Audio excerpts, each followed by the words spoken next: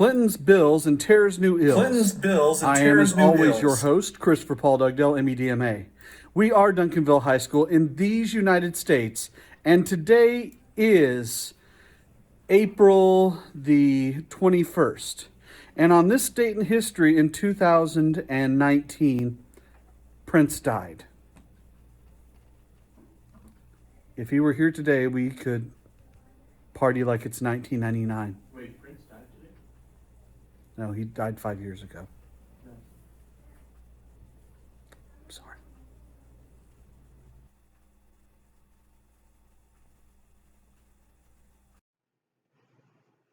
The election of 1992. This is one of those pivotal elections where the third party candidate makes a major difference in the election. George Bush had some major problems because he broke his promise of no new taxes that he made in 1988.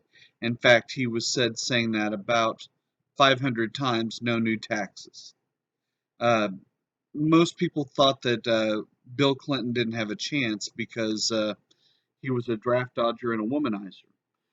During the primaries, a woman came out and said that she'd been having an affair with him for 15 years. Her name was Jennifer Flowers.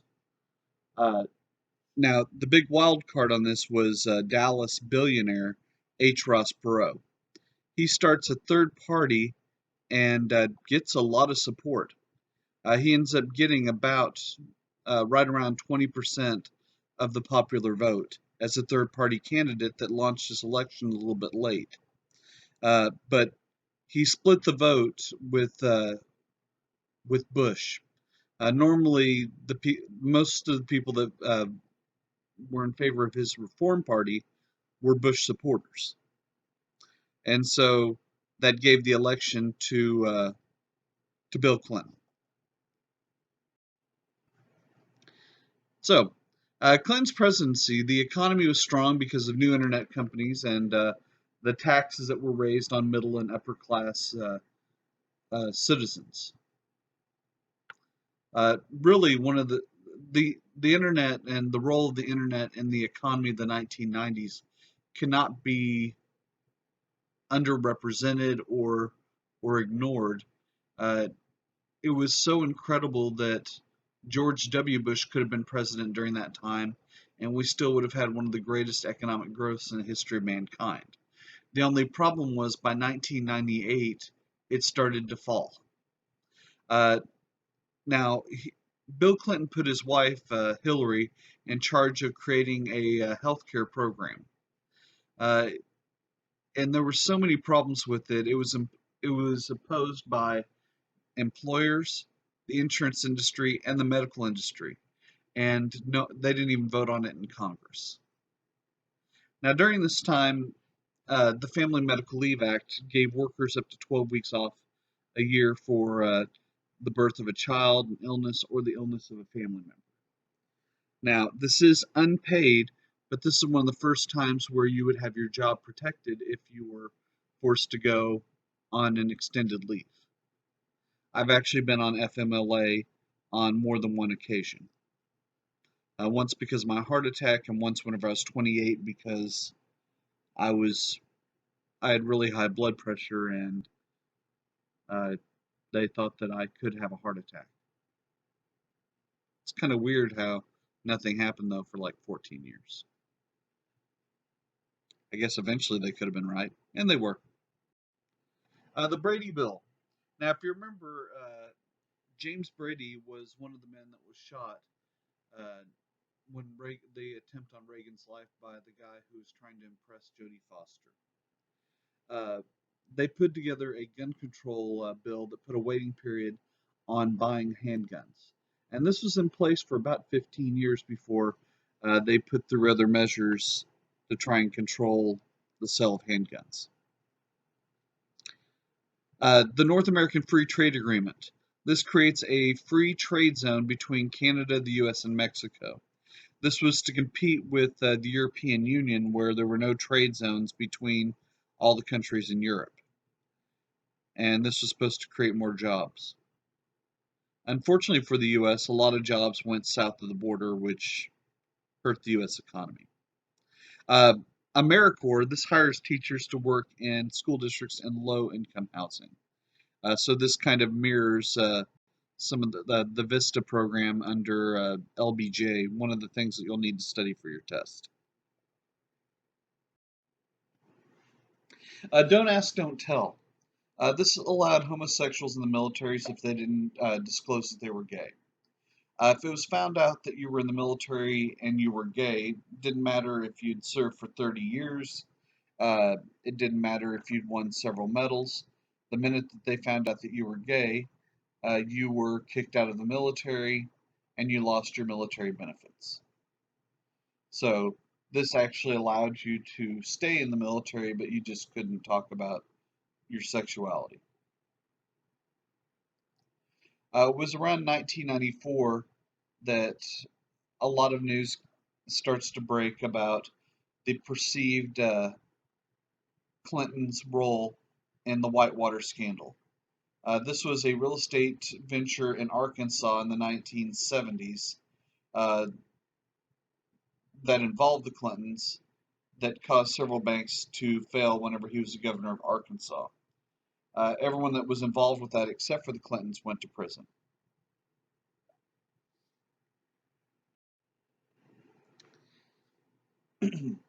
Now, Al Qaeda. We're going to talk about this a little bit more when 9/11 comes around. But Al Qaeda really starts to rise up in Afghanistan in the early 90s when the uh, the Mujahideen the and other organizations helped push the Soviets out of Afghanistan. Uh, they targeted the U.S. because the U.S. supported Israel, and during Desert Storm, U.S. troops were in Saudi Arabia. Osama bin Laden is related to the king of Saudi Arabia and was offended by the presence of infidels or non-believers in Afghanistan. So in 1993, he led an attack on the World Trade Center towers. They put a car bomb in the parking garage and actually blew through a couple of floors. You can see that in that picture in the middle of the damage and devastation from the car bombs. I believe 2 people died as a result of that. And they would find after the attacks on 9/11 that it did do some structural damage to the building. They also bombed U.S. embassies in Kenya and Tanzania.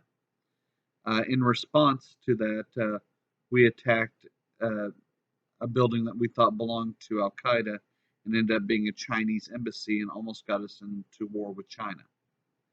In 2000, in October 2000, the terrorists attacked the USS Cole in Yemen. That's on the same peninsula as Saudi Arabia.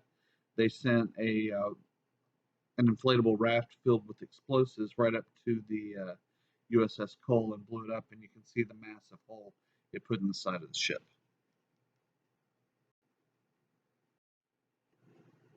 The Branch Davidians.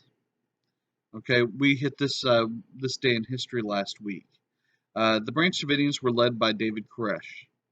Uh, they were this religious cult uh, in Waco. Uh, Actually, David Koresh was believed he was the son of God, and if you joined his organization, then and you were married, then your wife actually became his wife, and you were one of his followers. And so, uh, also, he had a lot of machine guns. Okay, so that gets the attention of the ATF. So the ATF raids the compound, and when they do, several of them are wounded, along with some of the members of the Branch Davidians. And so they were locked in there for 51 days. To torture them, they played "Achy Breaky Heart" by Billy Ray Cyrus as loud as they could for the majority of those 51 days. On the final day, they it's not certain whether the fire started inside the compound or if it was started by the ATF and the FBI, but the compound burned and 82 members died in the fire, and several children were among them. Janet Reno, who was kind of responsible for everything that happened there. She was the first female attorney general, and she was under fire for the events at the Davidian compound. So there was a lot of controversy on what exactly happened there. The Oklahoma City bombing. So in 1995, a terrorist attack by Timothy McVeigh kills 168 people. And this is in direct response to what happened at the Branch Davidian attack just 2 years earlier. They took a rental car or a rental truck, filled it with explosives, parked it in front of the building, and the explosion, as you can see, blew apart half the building. On the bottom floor was a daycare where there were 21 children. If you go there, they have part of the building is still there, uh, not most of it, and they built this incredible monument to what happened. So if you ever get a chance to go to Oklahoma City, it's a pretty incredible sight. Also, last week in history was the Columbine High School shooting, where two students killed 12 other students and a teacher in Littleton, Colorado.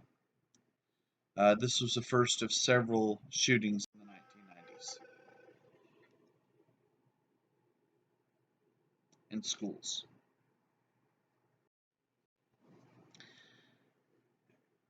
In response to what happened between with some of the scandals surrounding Bill Clinton, uh, Newt Gingrich, the guy on the left, uh, proposed a program called Contract with America.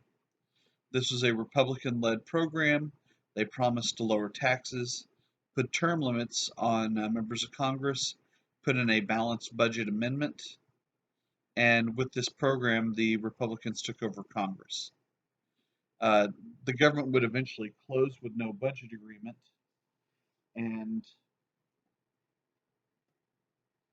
uh, during this time, they used unpaid interns in the White House, and this made it possible for an intern by the name of Monica Lewinsky to get rather close to the president.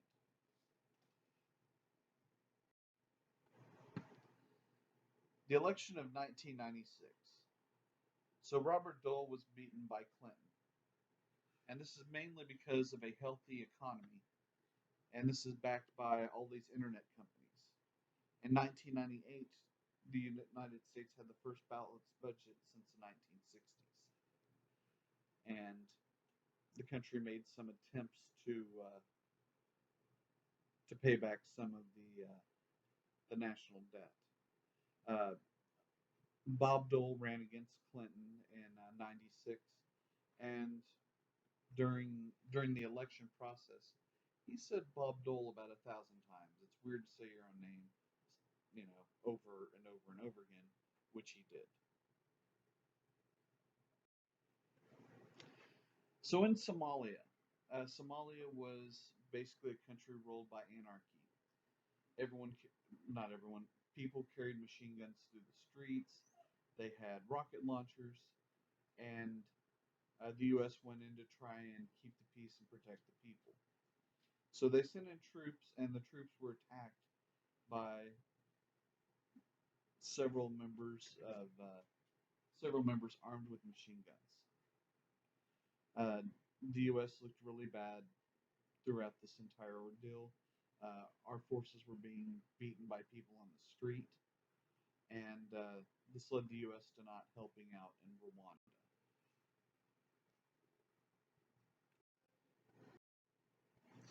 So, in the Balkans, there were some major problems there, and these groups had been fighting since, for a long time. It was one of these groups that were fighting that led to World War One.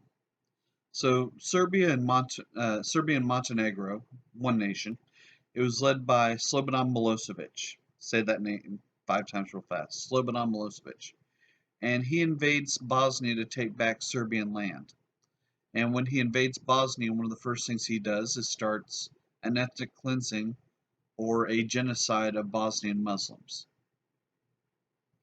So while this is going on, Croatian army started attacking Serbian civilians, and the U.S. and UN would end these hostilities with the Dayton Accords.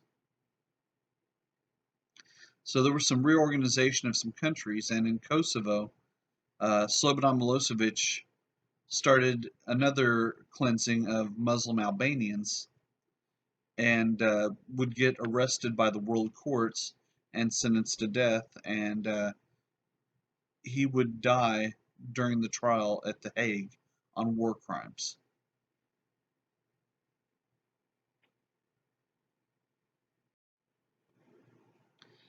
So in 1957, Gordon Moore and Robert Noyce made the first integrated circuit of silicon. This is really the beginning of the microchip age.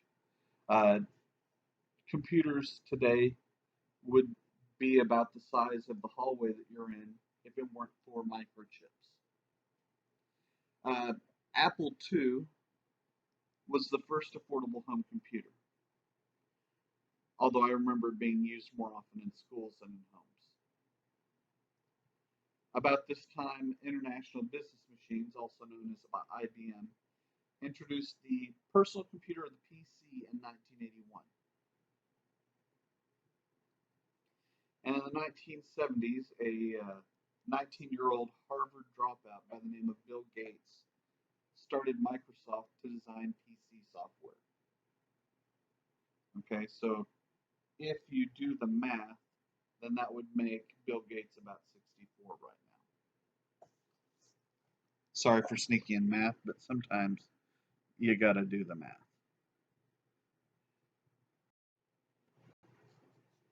Now, the beginnings of the internet actually starts in 1968. It's about 25 years before the majority of Americans actually have heard of anything like this and begin to be able to use the system. But the idea was to link together the Defense Department throughout the country so they could see information in real time instead of having to wait sometimes for hours or days for the material to be uh, to be sent to them. And in the 1990s, whenever the internet began being used on a large basis. Uh, Once you have the internet, the creation of the internet, you have these dot-com businesses that made fortunes during the 90s and ruined families in the 2000s. Uh, Things were so overvalued that whenever they finally had the correction, people's entire retirements were wiped out. Uh, Several companies closed because you might have a company valued at 20 billion that's only worth, you know, 500 million, and well, it does enough to put the company out of business. So during this time period, the U.S. had a massive trade deficit. We were buying far more overseas than we sold. This is something that has not gotten better over the last 30 years, and well, it's much better for your economy to make to make and to make more than you buy. Okay, to sell more overseas than you buy in another country, and sell from another country. Okay, you help out the other economies much more than you help out your own. In 1993, the European Union uh, was a group of countries that united together. They formed a common currency called the euro, and they removed all trade barriers between different countries. And to try and prevent peace, uh, the World Trade Organization is in charge of trying to settle disputes between international trade and sign agreements, because the majority of the reason that people fight is over money. So this was an effort to try and prevent this type of thing from happening.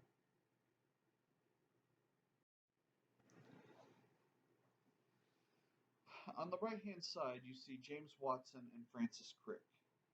These two men together deciphered deoxyribonucleic acid, also known as DNA, the genetic material in all life in 1953, and finding inherited diseases and finding uh, other things as a result of DNA starts with this first major step. So it looks like those two guys are a lot of fun, and they understand what each other's talking about. So let's talk about Clinton's impeachment. In 1998, Paula Jones sued Bill Clinton for sexual harassment. This happened while he was a governor of Arkansas. It took a long time for the case to get to the to court, and by the time it gets to court, it's 98. So he commits perjury, Bill Clinton does, or lies under oath about his relationship with Monica Lewinsky. Now, part of the trial is trying to establish something more than a he said, she said relationship, okay? Because it would be his word against hers.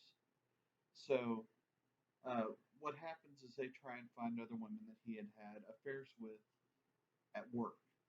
So, among several of the women that were brought in, this included Paula Jones, Linda Tripp, and Monica Lewinsky. Well, he said that he did not have relationships with them. In fact, you've probably seen the video clip of him saying, "I did not have sexual relations with that woman." Well, it turns out that Monica Lewinsky in the bottom left-hand picture had DNA evidence on one of her dresses that the two of them had been together. As a result of being caught in that lie, and by the way, he didn't get in trouble for having an affair. He got in trouble for having affairs with women that he worked with. Because of the positions that he was in, he could almost compel or force the women to have physical relationships with him. And they might not have otherwise had he not been the president or the governor. So Kenneth Starr on the bottom right-hand side, he leads impeachment charges of obstruction of justice and perjury. So Clinton was impeached, but they didn't have the votes to remove him from office. So remember, you can be impeached without being removed from office. I think we learned that again this year with one Donald John Trump. By the way, Kenneth Starr would later become the president of Baylor University, and well, let's just say what happened at Baylor was far worse than anything happened with Clinton, if you could even quantify that type of